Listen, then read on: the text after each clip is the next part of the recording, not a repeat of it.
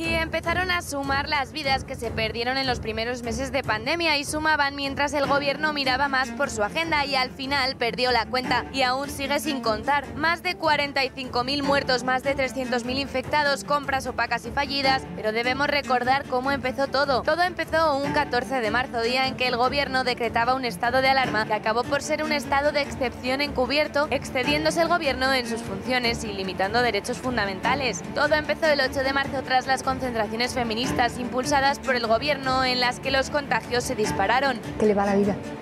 Que le va su vida. Pero en verdad todo empezó antes, todo empezó el mes de enero con el nombramiento de María Dolores Delgado como fiscal general del Estado. Ahí se rompía por primera vez la imparcialidad de semejante cargo, colocando a una mujer que antes había ocupado un cargo político y que se codeaba con el Partido Socialista. Si va a ordenar a la Fiscalía, se olvida de los más elementales principios del Estado de Derecho.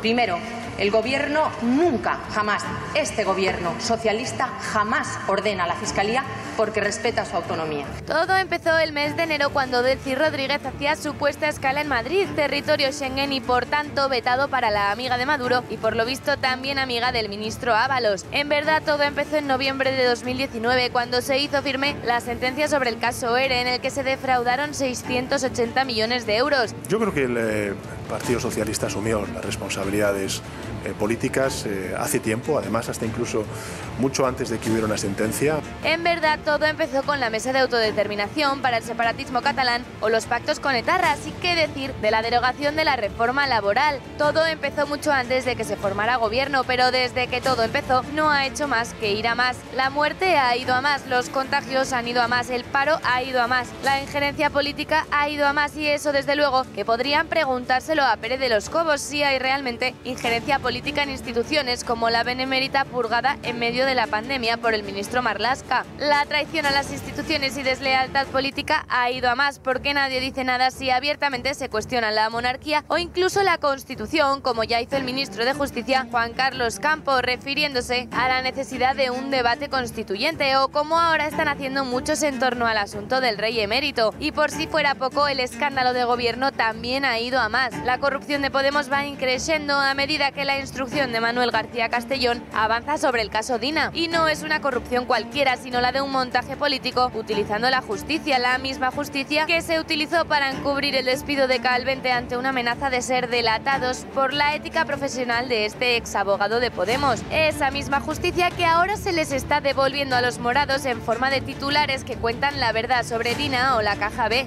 Pero mientras todo esto va más, su recuerdo va a menos. ¿Qué ha pasado con el 8M? Nada. ¿Y con la firma con Bildu en la derogación de la reforma laboral?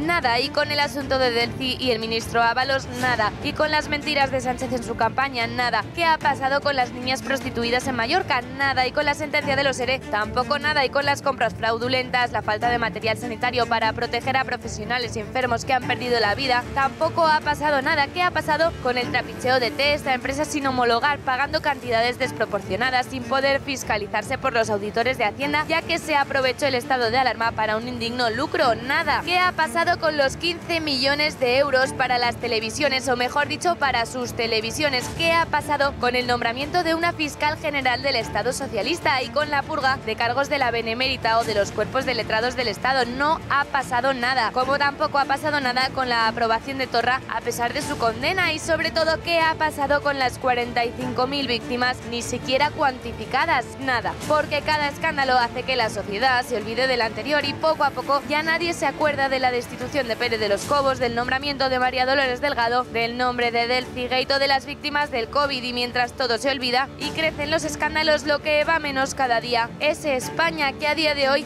es el país al que más fuerte ha golpeado la pandemia y el que peor la ha gestionado, porque la peor gestión del mundo va acompasada con los mejores escándalos.